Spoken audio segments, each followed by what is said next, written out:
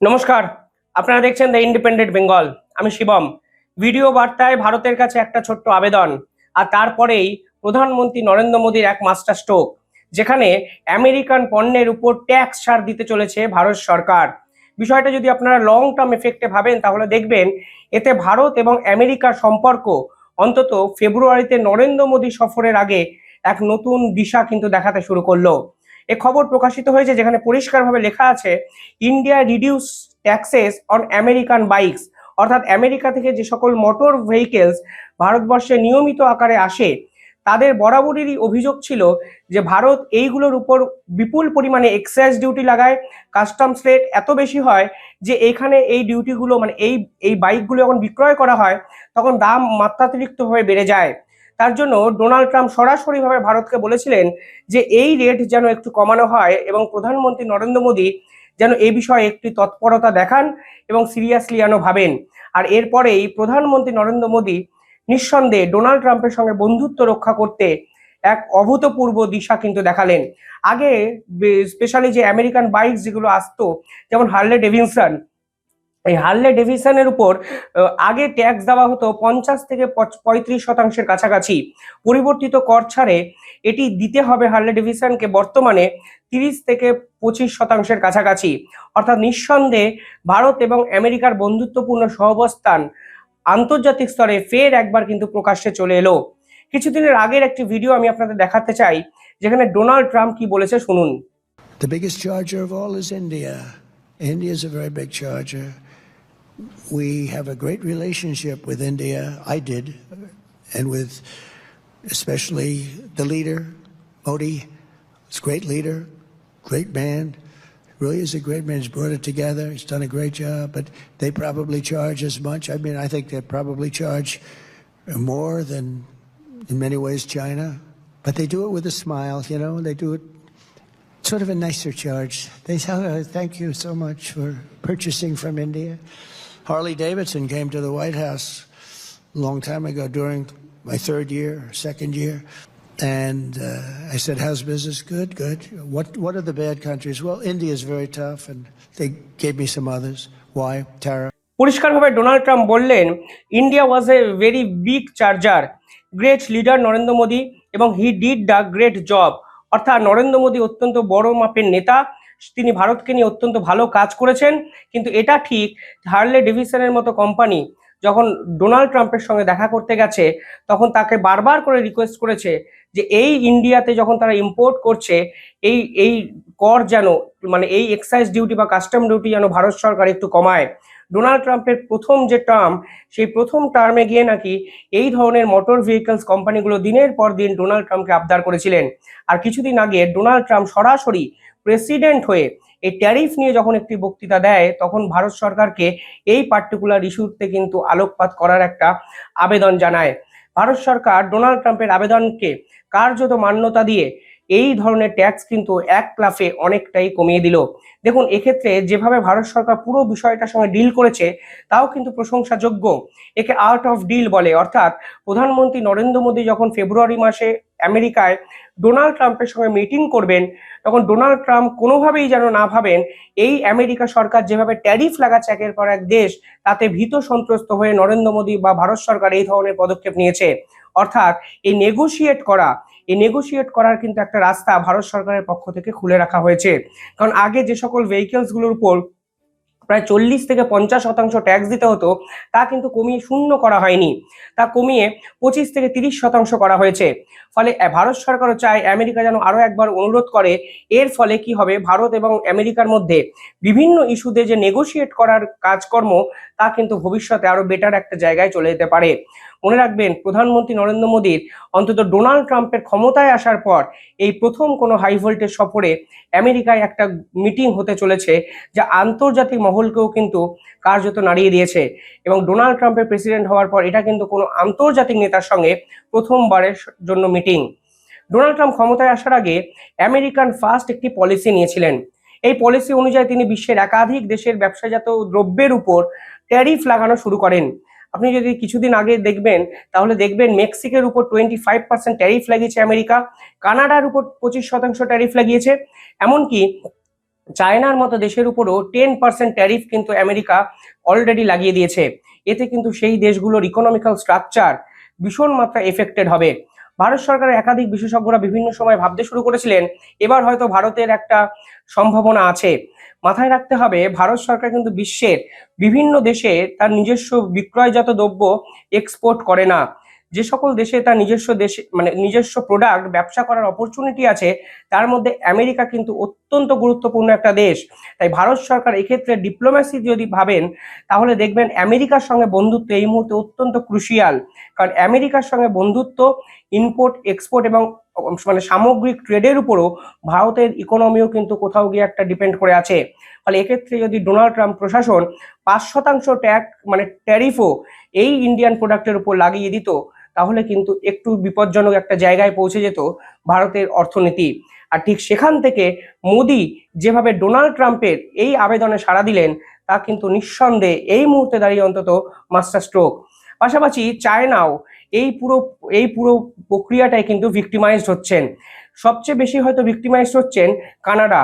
কিছুদিন আগে Trudeau emotional একটি স্পিচ দেন, সেখানে তিনি বলেন আমরা কানাডিয়ানরা আমেরিকানদের সঙ্গে যুদ্ধে লড়াই করেছি, আমরা আপনাদের সঙ্গে যুদ্ধে গিয়ে মৃত্যুবরণও করেছি, কিন্তু আপনাদের এই প্রেসিডেন্ট ডোনাল্ড ট্রাম্প এবার আমাদের বিক্রয়জাত দ্রব্যের উপর ট্যারিফ লাগিয়ে দিল। তাই আমি কানাডিয়ানদের কাছে অনুরোধ করছি আজ থেকে আমেরিকান প্রোডাক্ট আপনারা বর্জন করুন এবং মেড ইন কানাডা প্রোডাক্টে আপনারা মনোনিবেশ করুন। অর্থাৎ আমেরিকার প্রোডাক্ট কানাডায় কিন্তু অলিখিতভাবে সরকারিভাবে নিষিদ্ধ ঘোষণা করা হলো ট্রুডোর এই ভাষণের পর। নিঃসন্দেহে চমকে যাওয়ার মতো একটা দৃশ্য। দেখুন এখানে ডোনাল্ড ট্রাম্প কি কোথাও গিয়ে একটা র্যাডিক্যাল স্টেপ নিচ্ছেন বলে মনে হয়, কারণ কানাডার সাথে আমেরিকার সম্পর্ক ঐতিহাসিক একটা সম্পর্ক। কানাডা এবং আমেরিকা বহু ক্ষেত্রে একে অপরের সঙ্গে পারস্পরিক মেলবন্ধন রেখে যুদ্ধক্ষেত্রে অব্দি লড়াই করেছেন, কিন্তু জাস্টিন ট্রুডোর ভুল পলিসি এবং জাস্টিন ট্রুডোর একের পর এক ভুল পদক্ষেপ কার্যত কানাডাকে আজ আমেরিকার প্রধান শত্রু বানিয়ে দিয়েছে, যার জন্য সাফার করছেন কানাডাবাসীরা।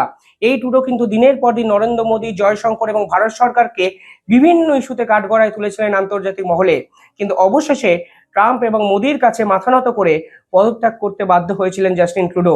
যদিও মার্চ অব্দি তিনি দায়িত্বে থাকবেন, তারপর এপ্রিল মেতে তার পার্টি নতুন কোনো প্রধানমন্ত্রী নির্বাচন করলে সেই হবে কানাডার পরবর্তী প্রধানমন্ত্রী। কিন্তু কানাডার এই ট্রুডোর ভাষণের পর একটি ভিডিও সামাজিক মাধ্যমে ভাইরাল হয়। সেখানে দেখা যায় কানাডার বিভিন্ন নাগরিক তারা কিন্তু অলরেডি বিভিন্ন শপিং মলে যাচ্ছেন এবং ভিডিও করে বলছেন আমরা আজ থেকে কানাডার প্রোডাক্টই ব্যবহার করব এবং কোনো কিছু জিনিস কেনার আগে তারা আমেরিকান প্রোডাক্ট কিনা তা কিন্তু যাচাই করছেন এবং বাছাই করছেন। সত্যি ডোনাল্ড ট্রাম্পের ক্ষমতায় আসার পর ইন্টারন্যাশনাল পলিটিক্স এক মাসও হয়নি, 20শে জানুয়ারি উনি দায়িত্ব নিয়েছেন, আজকে 2রা ফেব্রুয়ারি বা 3রা ফেব্রুয়ারি, 15 দিনে ইন্টারনাল পলিটিক্সের চিত্রটাই একদম বদলে যেতে শুরু করলো। যে ট্রুডো কথায় কথায় আমেরিকাকে হুঁশিয়ারি দিত, ভারতকে হুঁশিয়ারি দিত, সেই ট্রুডো আজকে কাঁদতে কাঁদতে কানাডাবাসীর কাছে বলতে হচ্ছে যে আপনারা মেড ইন আমেরিকা প্রোডাক্ট বর্জন করুন, মেড ইন কানাডা প্রোডাক্টকে অ্যাকসেপ্ট করুন এবং কানাডান ইকোনমিকে বাঁচান। এটাই হয়তো পলিটিক্স, এটাই হয়তো রাজনীতি। যারা ভুল পদক্ষেপ চালায় তারা কিন্তু বেঘরে প্রাণ দিতে হয়। অন্তত ডোনাল্ড ট্রাম্পের মতো র্যাডিক্যাল নেতারা যখন আসেন তখন অত্যন্ত বুঝে শুনে এগোতে হয়। তার সব থেকে বড় উদাহরণ কিন্তু এই জাস্টিন ট্রুডোর বর্তমান অবস্থা। আমার মনে হয় বাংলাদেশের মোহাম্মদ ইউনূসও এই পুরো পদক্ষেপটি দেখছেন এবং দেখার পরেই সরোসের সঙ্গে মিটিং করছেন, জর্জ সরোসের সঙ্গে কথা বলছেন, আলেকজান্ডার সরোসের সঙ্গে অর্থনৈতিক সাহায্য চাইছেন।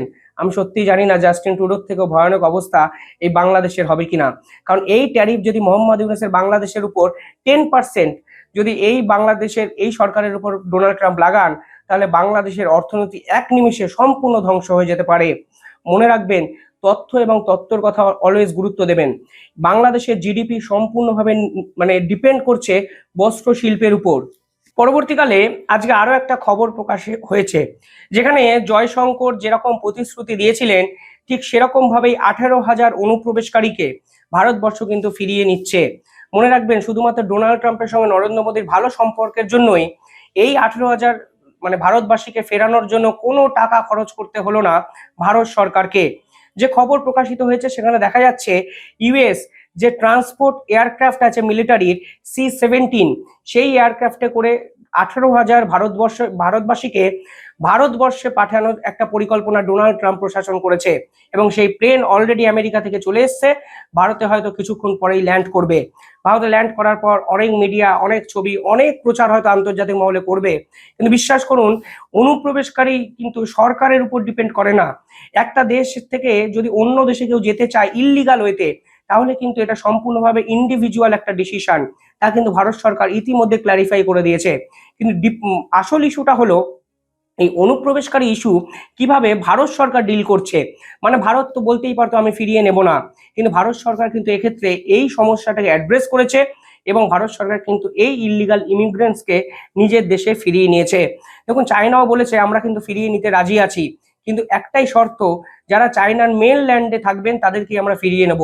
এক্ষেত্রে চায়নার মেনল্যান্ড মানে তারা কি বলতে চেয়েছেন আমার কাছে কিন্তু স্পষ্ট নয়। এই ইল্লিগাল ইমিগ্রেন্টস শুধুমাত্র আজকে আমেরিকার সমস্যা নয়, আজকে ডোনাল্ড ট্রাম্পের নির্বাচনী যে প্রচার সভা হয়েছে সেখানে উনি বলেছিলেন আমরা প্রায় 10 থেকে 20 মিলিয়ন এই যে ইল্লিগাল ইমিগ্রেন্টস অর্থাৎ অনুপ্রবেশকারীদের ফিরিয়ে দেব, যার বাংলা মানে আক্ষরিক ভারতের সংখ্যাটা হয়ে যায় 2 কোটি মানুষকে তিনি অন্য দেশে পাঠিয়ে দিতে চাইছেন আমেরিকা থেকে। আমি যদি এর মধ্যে 7.5 লক্ষ ভারতীয়কে ধরেও নিই, তাহলে দেখবেন একের পর এক দেশের অনৈতিকভাবে বিভিন্ন মানুষ আমেরিকায় কিন্তু গেছেন নতুন জীবনের জন্য। আমেরিকা যেন তাদের কাছে একটা স্বর্গ। তার জন্য তারা প্রথমে মেক্সিকোতে যায় কিংবা সাউথ আমেরিকার কোনো দেশে যায়। এই সাউথ আমেরিকা এবং মেক্সিকোর বর্ডার এরিয়াতে যাওয়ার পর তারা রাতের অন্ধকারে আমেরিকান যারা নিরাপত্তা রক্ষী তাদের চোখ এড়িয়ে তারা কিন্তু আমেরিকায় প্রবেশ করেন।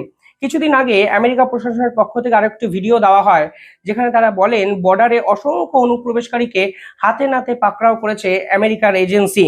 কিন্তু বিশ্বাস করুন এই এজেন্সিগুলো আমেরিকা দ্বারা নিয়ন্ত্রিত হয় বটে, কিন্তু যাদেরকে আটকানো হয় তারা কিন্তু কোনো দেশের সরকার দ্বারা নিয়ন্ত্রিত হয় না। ফলে এরা শুধুমাত্র আমেরিকার সুযোগ সুবিধা পাওয়ার জন্য, আমেরিকার বেটার লাইফটাকে অ্যাকসেপ্ট করার জন্য তারা আমেরিকায় যায়। এবার আপনারা বলতেই পারেন তারা আমেরিকায় যায়, তাদের কাছে কোনো ডকুমেন্টস নেই, ভিসা নেই, ওয়ার্ক পারমিট নেই, তাহলে তারা কাজকর্ম কিভাবে করে? দেখুন আমেরিকার এখনো বহু শহর যেমন নিউ ইয়র্ক, এই শহরে কিন্তু ডকুমেন্টস ভেরিফিকেশন অত ভালোভাবে হয় না। কি তারা যখন ওই সকল জায়গায় বিভিন্ন নিম্ন রুজির কাজকর্ম করেন, তাদের একটাই শর্ত থাকে যে তারা বেতনটা কম পাবেন এবং ওই সকল ইউনিয়নগুলোতে যুক্ত হতে পারবেন না। ফলে অনেকে রাজিও হয়ে যান। আমেরিকায় থাকার যে লোভ তা তো কেউ হারাতে চায় না। কিন্তু আজকে ডোনাল্ড ট্রাম্প ক্ষমতায় এসে প্রায় 2 কোটি এই রকম অনুপ্রবেশকারীকে যেভাবে নিজেদের দেশে ফিরিয়ে নেওয়ার একটা তোড়জোড় শুরু করেছে, তা কিন্তু নিঃসন্দেহে জয়শঙ্করের কথা মতো ডোনাল্ড ট্রাম্পের আমেরিকা ফার্স্ট এই পলিসিকেই মান্যতা দেয়। ভারত সরকার কিন্তু কোনো ক্ষেত্রেই এর কোনো বিরোধিতা করেনি, কিন্তু দিনের পর দিন যেভাবে মোহাম্মদ ইউনূস বাংলাদেশের অনুপ্রবেশকারীকে ফিরিয়ে দেওয়ার জন্য বিরোধিতা করছেন এবং অনুপ্রবেশকারীকে ফিরিয়ে না নেওয়ার জন্য রাজি হচ্ছেন না, তা কিন্তু এটা একটা কড়া বার্তা অন্তত এরপরে অন্তত ভারতবর্ষ দিতে পারবে। কারণ ভারতবর্ষ বলতে পারবে আমরা যেভাবে অনুপ্রবেশকারীদের ফিরিয়ে নিচ্ছি, তোমরাও এবার ভারত থেকে অনুপ্রবেশকারীদের এইভাবে ফিরিয়ে নাও। এবং আমার মনে হয় ডোনাল্ড ট্রাম্প এবং নরেন্দ্র মোদীর এই বন্ধুত্বপূর্ণ সম্পর্কের পর আন্তর্জাতিক স্তরে মোহাম্মদ ইউনূস কিন্তু সব থেকে বেশি বেকায়দায় পড়তে পারেন অনুপ্রবেশকারী ইস্যু নিয়েও। কারণ সব থেকে বেশি ইললিগাল মাইগ্রেন্টস পাকিস্তান এবং বাংলাদেশেরই আছে, তা কিন্তু তথ্য বলছে।